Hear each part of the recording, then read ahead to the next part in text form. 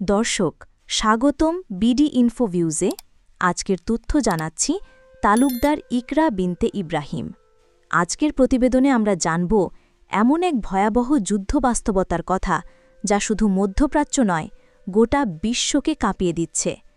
Iran Israel পাল্টাপাল্টি হামলা, যুক্তরাষ্ট্রের সরাসরি যুদ্ধ প্রবেশ, উত্তর কোরিয়ার হুমকি এবং ইসরায়েলি নাগরিকদের পলায়ন, সব মিলিয়ে পরিস্থিতি ভয়ানক এক পর্যায়ে পৌঁছেছে।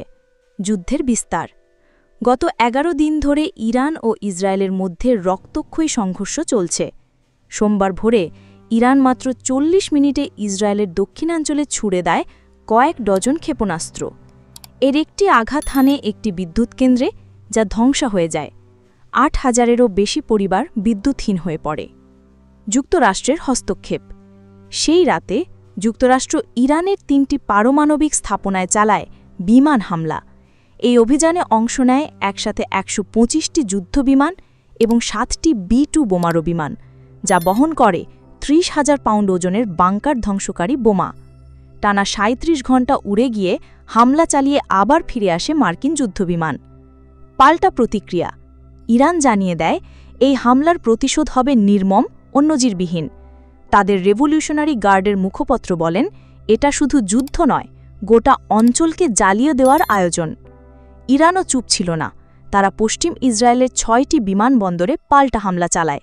তেহরান দাবি করেছে ইসরায়েলের 15টি যুদ্ধবিমান ধ্বংস করা হয়েছে।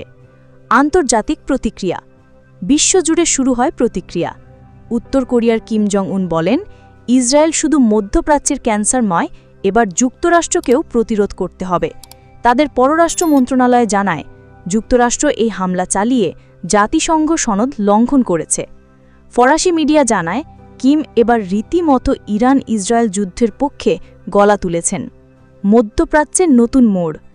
ইরানি রাষ্ট্রীয় টেলিভিশনে দেখানো হয় মধ্যপ্রাচ্যের মার্কিন ঘাঁটির মানচিত্র। সৌদি, কুয়েত, কাতার, বাহরাইন ও ইরাকে থাকা সব ঘাঁটিকে টার্গেট করা হয়েছে। ইরান সরকারের ঘনিষ্ঠ মিডিয়া ও রাজনীতিকরা এই ঘাঁটিতে হামলার আহ্বান জানাচ্ছেন। অর্থনীতি ও বিশ্ব রাজনীতি। এই সংঘাতের প্রভাব পড়ছে বিশ্ববাজারে।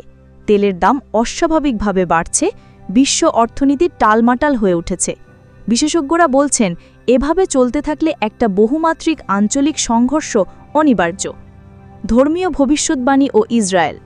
এই পরিস্থিতিতে আরও ভয়াবহ এক বাস্তবতা সামনে এসেছে। ইহুদি ধর্মবিশ্বাস অনুযায়ী ইসরায়েলের মতো একটি রাষ্ট্র 80 বছরের বেশি স্থায়ী হয় না। 1948 সালে প্রতিষ্ঠিত এই রাষ্ট্রের এখন বয়স 77। আজ যখন ইরানি মিসাইলের আঘাতে ইসরায়েল ধ্বংসস্তূপে পরিণত, তখন সেই ভবিষ্যদ্বাণী বাস্তবে রূপ নিচ্ছে। বিমানবন্দরগুলোতে নাগরিকদের ভিড়, আতঙ্কে দেশ ছাড়ছে হাজারো মানুষ। সাগরপথে সাইপ্রাস, গ্রিস হয়ে ইউরোপের দিকে পাড়ি দিচ্ছে ইসরায়েলিরা। এই যুদ্ধ আর শুধুই ইরান ইসরায়েলের মধ্যে নেই, এটি এখন বিশ্ব রাজনীতি, ধর্ম, অর্থনীতি এবং মানুষের অস্তিত্বের লড়াইয়ে রূপ নিয়েছে। আপনাদের কি মত? এই সংঘাত কোথায় গিয়ে থামবে বলে মনে করেন? মন্তব্যে জানাতে ভুলবেন না। ভিডিওটি ভালো লাগলে লাইক, শেয়ার এবং সাবস্ক্রাইব করুন আমাদের চ্যানেল বিডি ইনফোভিউজে। ধন্যবাদ।